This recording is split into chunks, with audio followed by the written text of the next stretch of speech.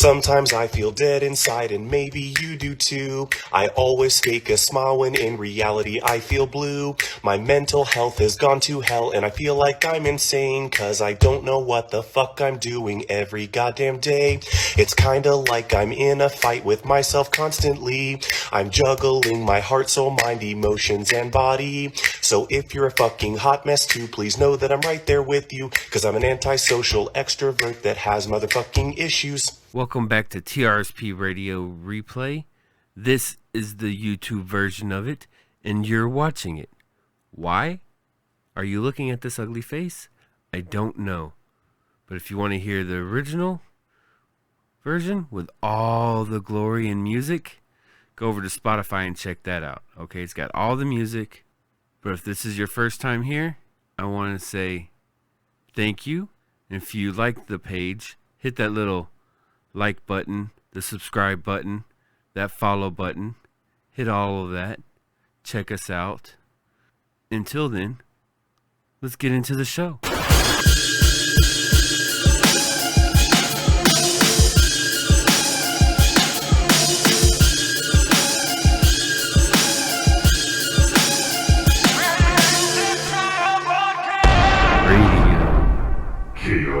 Here we are, Monday once again. That's right. TRSP Radio here to fulfill your week. That's right. I am the redheaded stepchild, and I am here to give you some good news, some good music, a list. That's right. I got a list. It's not really my list, but it's a list. It's actually Taika Waititi's list. But we'll get to that later. How have you been? First off, I want to say thanks for still being here. And I want to apologize for taking a week off. I just got hit with, besides a cluster of headaches all week, I was super swamped. And I really don't know what happened. Days and times just got away from me, and next thing I know, here we are till today. And I've missed y'all. I really have. I've missed doing this. I miss talking to y'all. If you got anything to say to me, you can send it to trspradio@gmail.com. There you can also send your requests for songs, news if you've got any, queries if you have any, dear redheaded stepchild.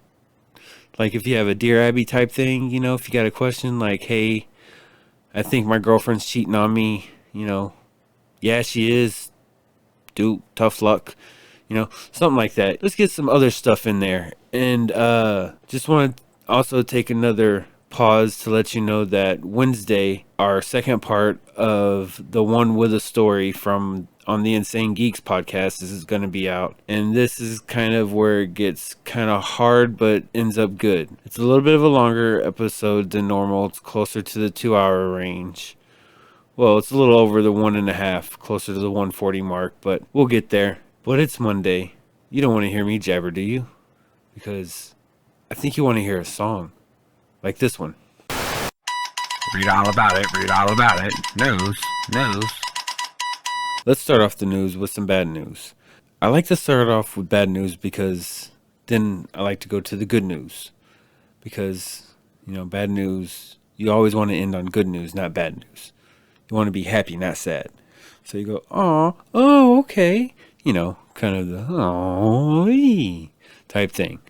So the bad news is for those people that were stoked to see Sen Dog when they went to go see Cypress Hill, well, he's not on the tour because he had to take a leave of absence from the band because of a medical emergency, non-COVID medical emergency. Let me read what their Instagram says. Some of you might have noticed that our brother Sen Dog was missing from our first tour stop with Slipknot last night. Unfortunately, on Monday evening, Sen had a non-COVID medical emergency that now requires surgery. After his surgery, he will be taking time off for some much-needed rest. We're sorry to say he will not be with us for the remaining Slipknot dates. We plan on holding it down for our brother and can't wait for him to be back on the road with us. His health comes first. He can't wait to be touring again, and he will be back on his feet soon. Sen wanted to be sure our fans know he is extremely disappointed to miss these dates. He personally added, I apologize to all the fans, my bandmates, and Slipknot. Sen Dog. Now, I have met Sen Dog when he was touring with Cottonmouth Kings, and I did an impromptu interview on with Sen Dog. The bad thing is my recorder I had fucked up and ate my tape. Yes, tape. That's how old it was. This was way back in the day before digital recorders and all that shit. And he was the coolest motherfucker ever. So Sen Dog, homeboy, get better. Next on the list of news, do you like graffiti? Do you like Banksy? Have you seen the movie Exit Through the Gift Shop? Have you seen any of his stuff? He's a graffiti artist that I don't know if graffiti artists don't like him because he uses stencils and stuff like that, but he's a well-known artist. He's made a name for himself. He's put out movies. People have put out movies about him. I remember this, but I don't know if you do, but the girl with the red balloon auction fail, if I can find it, I'll put that here. That was some crazy ass shit. Okay. That was amazing. I thought that was a cool thing to do, but also at the same time, he just made it 10 times as valuable by doing that. Like, for real. Okay. Paid so much for this, and then he shredded it. He didn't shred it all. He shredded most of it. So it's just dangles there. So now that's part of a new art piece. Oh my God. That $10 million art piece probably just doubled in value to 20. This dude is brilliant. Is a brilliant artist. I mean, I don't care if he uses stencils or not. What he does and what he says and how he says it is some dope ass shit. So guess what? There's an exhibit coming to Dallas and maybe to a city near you. Okay, but I'm going to put a link in the description below so you can see if it's coming to your town. But people in Dallas, if you're wanting to see this, you got to join the waiting list because right now there's no date, no time, nothing set. Okay, let me just tell you a little bit of what they have on the thing. General info. Date coming soon. All ages welcome. A secret location in Dallas to be revealed. Safety measures will be in place throughout the experience, though. Okay? What they say the experience. The wait list for Banksy. The exhibition, a celebration of the master of the streets with genuine and certified artworks from private collections. Join the wait list to know if you want to. That way, if it's coming to your town, you'll be first to know. I'm already on the list. Okay. Highlights for it. An education and descriptive voyage into the mysterious universe created by Banksy. A wide array of genuine and certified works belonging to private collections. A highly successful event that has already toured through 15 cities. A virtual reality experience through the artist's career created especially for this event. A breathtaking location in the heart of the city. Now, some of the things I've seen taggers go against Banksy. Now, if this has anything to do with Banksy, and I don't know about y'all's cities, but here in Dallas, taggers are actually on the rise, and I don't know how they're going to feel about Banksy coming into town. Or if it's Banksy, I have a feeling it's actually Banksy doing this. Quote me now, this is Banksy pulling this off. I guarantee it. Okay. So just enjoy, sign up, And I'll see you there if you're in Dallas. Read all about it. Read all about it. News. News. Some of you may not know who this is because it's not a very well-known band for millennials or anybody pretty much younger than me or my generation, because not a lot of people know who Spinal Tap is. But Rob Reiner, he's dusting off that old mockumentary director's cap, putting it on once again, and starring in Spinal Tap 2. That's right, 2. Spinal Tap 2. The original cast is back. So, in honor for that, I thought I'd make a double shot of Spinal Tap for Spinal Tap 2. Whatever. That didn't sound probably as good as it did in my head. But anyways, you enjoy Spinal Tap, and I'll get back to you. I've got a little list. I've got a little list. Write that down. Okay, so this list is from Taika Waititi. That's right. He is easily becoming one of my favorite directors, like, of all time. I mean, there's a list, and right now he's in the top. He's made it to the top 5. Okay, so that's pretty good. I want to say probably top 3. Yeah, he's in probably the top 3 of my favorite directors. I found an article from Screencraft that's called 10 Pieces of Screenwriting Wisdom from Taika Waititi. And I'm just going to break it down for you a little bit and let you see what he has to say. But don't forget, if you want to see the full article, the link is in the description below. Let's start with, don't take the easy way. The easy way ultimately becomes the hard way because you end up paying a price. You basically just make mediocre work when you kind of force yourself to walk into a fire a bit and you're on your toes and you're just trying to survive constantly. Then you come up with great and new ideas. You come up with more inventive solutions to the problem. Now, as a screenwriter, this is something I've heard many times. The next thing on the list, put the first draft away for a while. Okay, he goes to say, I will write a draft, then I'll put it away for a year or so, even 2 years or 3 years. Then I'll come back to it, and I'll read it, and I'll go, who wrote this shit? Sorry, that makes me laugh because that's definitely, I can hear Taika Waititi saying that.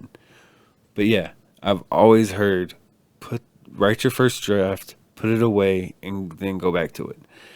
And I've got a couple of them that I've wrote and gone back to. And yeah, some of it's like, who the fuck wrote this?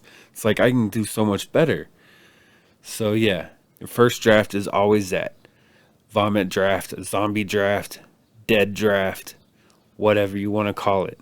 Next on the list, why so serious? And I have to agree, especially because I like making comedies. Or I like to write comedies. But he goes to say, the world needs stupid shit. We need the ridiculous. Who wants to go see a film that reminds us about how terrible the world is? We need an escape. He's fucking got a point. Like, that's like 100% for real. That's exactly how I feel. Why write about something that's real? I mean, yes, you can incorporate the real things from your life into it or something like that, but nobody wants to see a pandemic movie. Nobody, you want to see something to get away from stuff like that. You want to see something entertaining. So don't be so serious. You always hear versions of this next thing all the time. Winning's better than losing. Or losing's, I'm sorry. You fucked up! You fucked up! You fucked up! You fucked up! You fucked up! Losing's better than winning. And he goes to say, embrace your failures. Failure is a brilliant thing. It teaches you a lot of stuff. And you end up coming up with better ideas when you fail at things. I mean, it's been said for years for a reason, right? But I could be wrong. I doubt it though, but that's what he said. So if you're wanting to go like what Taika Waititi does, Put that on your list. Also, don't just read brilliant scripts and watch the classics. No. He goes on to say, learn to embrace bad experiences, bad creative experiences, watch bad movies, read bad books. All of that stuff sometimes teaches you what not to do. I never thought of it like that. But yeah, I can see that. That's a good one. Now this next on the list, he goes to say, do the front end work first before you type a single word. And he goes on to say, how I write is, I'll start with the beginning and the end visually. Like, this would be a cool way to end the movie. And this would be a cool last image for them to see. This would be a cool first image. And this would be a cool way to open a film. And then I'll start putting some scenes throughout. And eventually, when I've got enough scenes and sequences in, then lazily, I'll just glue them all together with some sort of connecting scenes. Then, when I know what it is, I can write really fast. Okay, now that he kind of explained that, I understand it. I mean, it is good to know that you have that thing, have it all right there for you. So when you do go to write, it's there and you can just type it. But it can't always be like that. Sometimes you just gotta stare at a blank paper or a blank screen and that blinking cursor and just start typing. This is one thing that a lot of people also try to do. He goes to say on his next thing, don't try to emulate someone else's screenwriting journey. Do you? The great artist didn't try to copy and replicate someone else's career. That's incentive to stick to your own guns and follow your own vision and do your own thing. In other words, if you want to be the next Quentin Tarantino, remember, he didn't want to be the next Ron Howard or the next Francis Ford Coppola or the next whoever. He wanted to be him. He wanted to do what he wanted to do. So, you do you. Let's put it in millennial terms. You do you, boo. Next on the list, even the pros suffer from self-doubt. Writing for me, he says, is very lonely part of the process. I usually do veer between crushing self-doubt and overwhelming sense of triumph. Next, he says, always search for a better answer. I do think there's always a better way if you're open up to it. So always be open up to something. Never be closed-minded in this. Next, he goes to say, challenge yourself. I like to find things that seem dangerous to me. Things that feel like I'd be nervous for most of the time that I'm making it. That kind of sounds like Tom Cruise. Is Taika gonna start on the Tom Cruise train of big stunts, doing the big stunts because he's nervous for doing it? That's it. That's the list. But again, if you want to see that whole list and read it for yourself and read what else they have to say on there, you can go to the description in the link below. Bye. I've got a little list. I've got a little list. Write that down.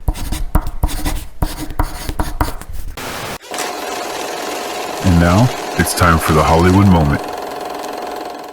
Welcome to the Hollywood moment.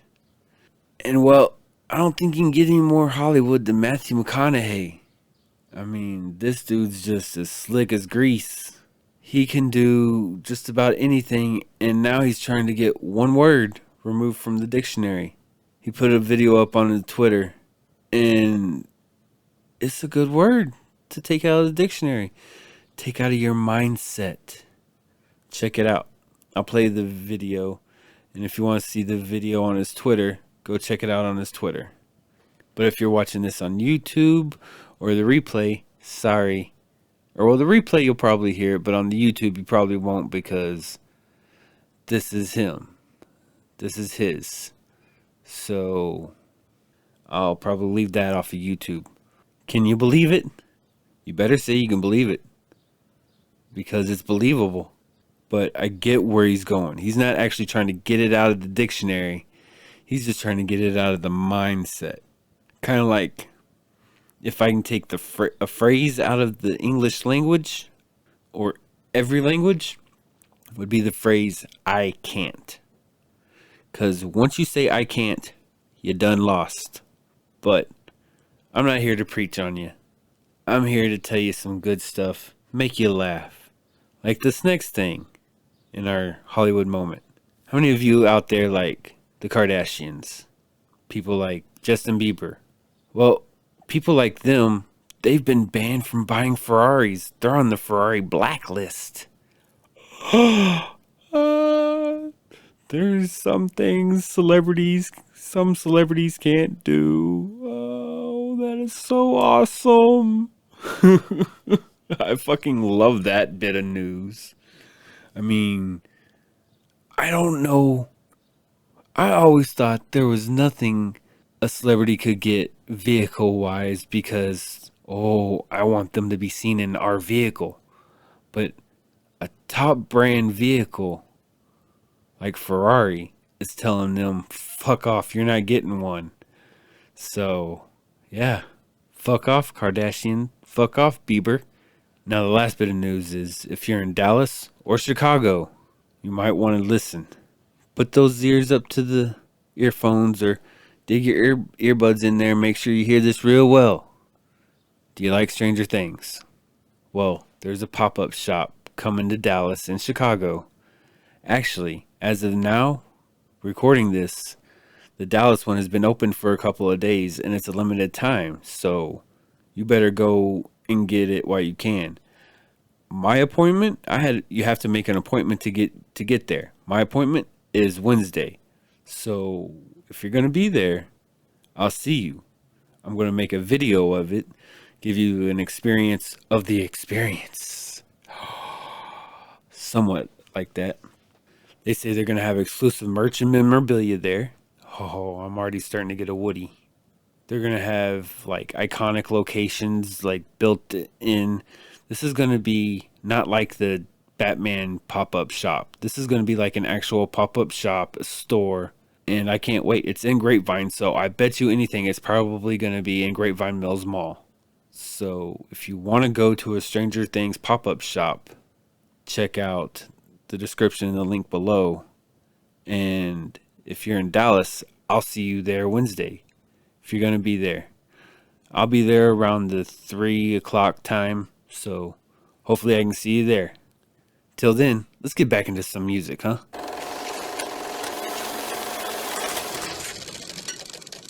Guess what? It's that time. Be more Batman. AKA, what would Batman do? I wear a mask.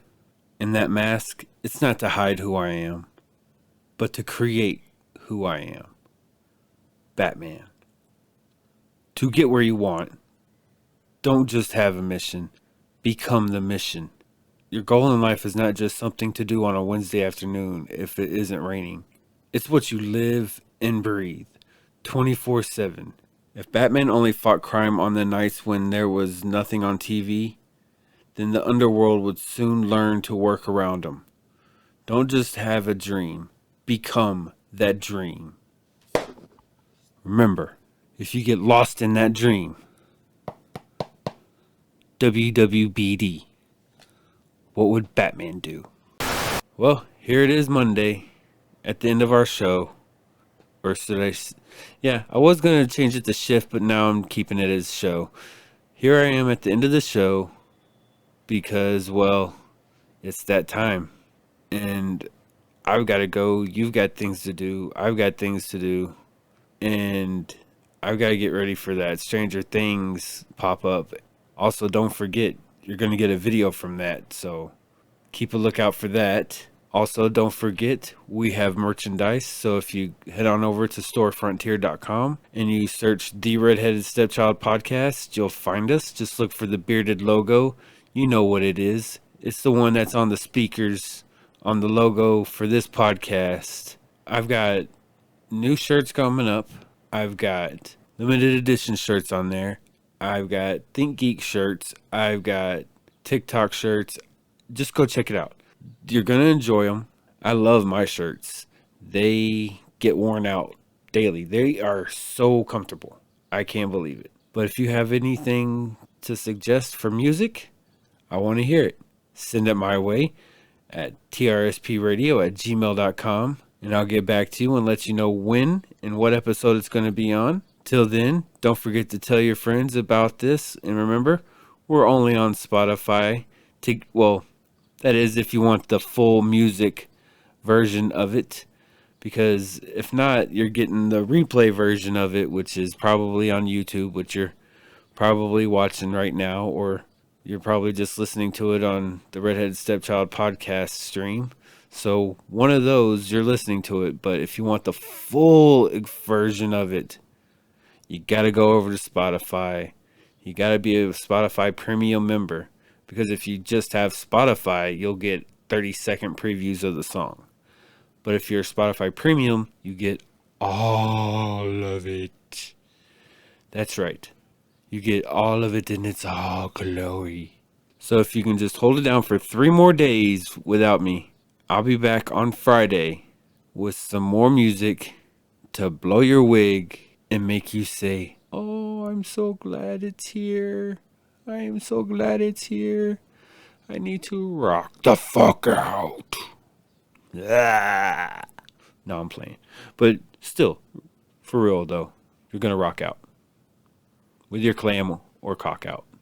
Hardest part of Brazilian is over with, ladies. Now it's time for the butthole. One of the easiest things you can do while waxing. That's right. Ladies, don't forget not to fart. It's not good for the esthetician. Redheaded Stepchild Podcast! Planet Nothing Productions.